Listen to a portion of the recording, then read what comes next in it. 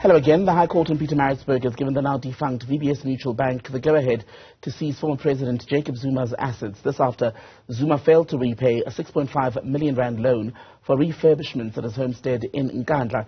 Joining us to talk about what to expect or how the legal process then could unfold is Ulrich Roux, founder and managing director of Ulrich Roux Associates. And by the way, the former president's foundation has issued a statement saying that he is currently studying that judgment, so we don't know yet if he intends to appeal. Ulrich, a very good afternoon.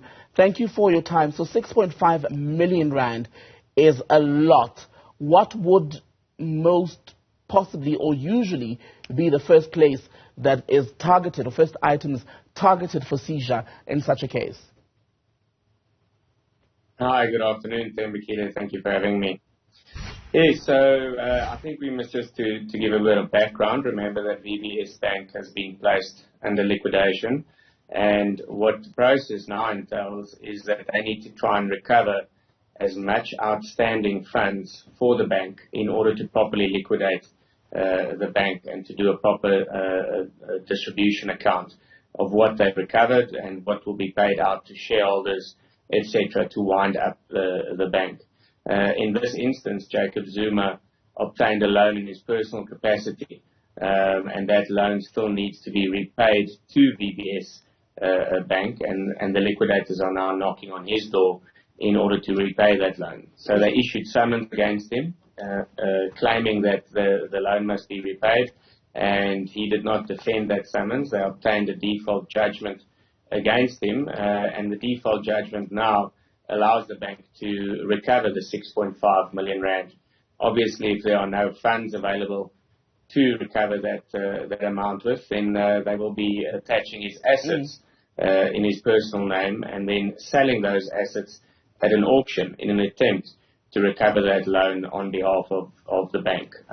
In such an instance, a writ of execution is issued by the sheriff of the court, and the sheriff will then go and attach those assets, and then subsequently it will be sold on auction to try and gain some revenue for the bank. As I was saying at the top of our conversation, the former President's Foundation has said that he's studying this judgment. You've just now referenced the fact that he did not defend himself in the matter, so this is a default judgment that could lead to the seizure of his assets. Should he decide to appeal, could the fact that he did not fight this in its infancy, could that be a complication for the prospects of an appeal? Well, he will have to take the decision to grant default judgment on review. So he would have to say that the judge made an error in granting that order. But I think it will be difficult for him to take it on appeal, because it is clear that he obtained the loan in his personal capacity, and that loan should be repaid.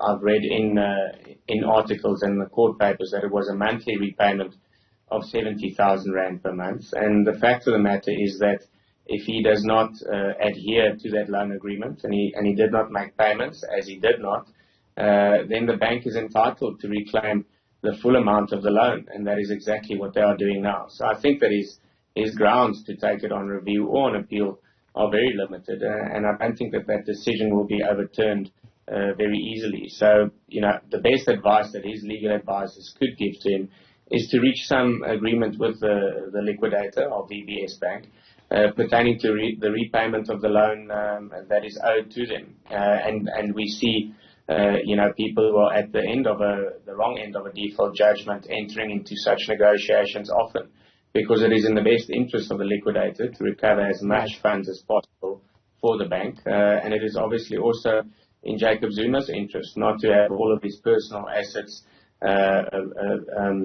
forfeited to the sheriff, and for the sheriff to execute that writ of execution, and for him to lose his assets, which will then be sold at an auction or most likely for much less than what they are actually valued at. So it would be in his best interest to try and negotiate with the liquidator to try and settle this loan, on terms that would suit him and the liquidator. To be clear then, Ulrich, what you're saying is while this order has now been granted by the court, the former president can still make another arrangement that spares the loss of his assets.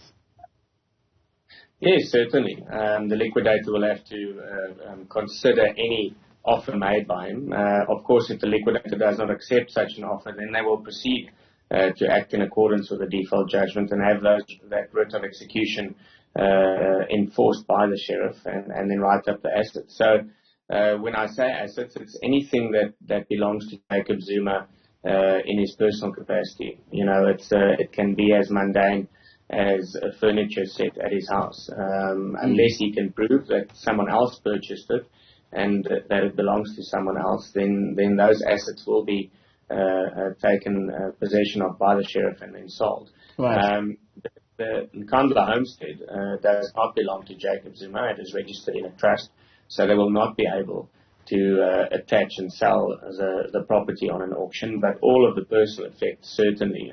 We're talking about motor vehicles, furniture, clothing, kitchen utensils, kitchen equipment. All of those assets could be forfeited to the sheriff. So, how does that go down? Just for clarity's sake, Ulrich, when the seizure does happen, do they sort of work out, for example, what they can and cannot take and its value before they swoop on the property, let's say, to arrive and take things? Yes, so they have an amount, and the amount is clear that the writ of execution is issued for. In this instance, as you say, 6.5 million rand. And they try and recover as much assets as possible to try and make up that 6.5 million rand. So it would obviously be a bit of a thumbs up, if you can call it that, as to what value certain assets would generate and what they can be valued at. But they will try and get as close as possible to the amount stipulated in the default judgment. Certainly, one would have to take possession of a large number of personal assets in order to try and recover 6.5 million rand.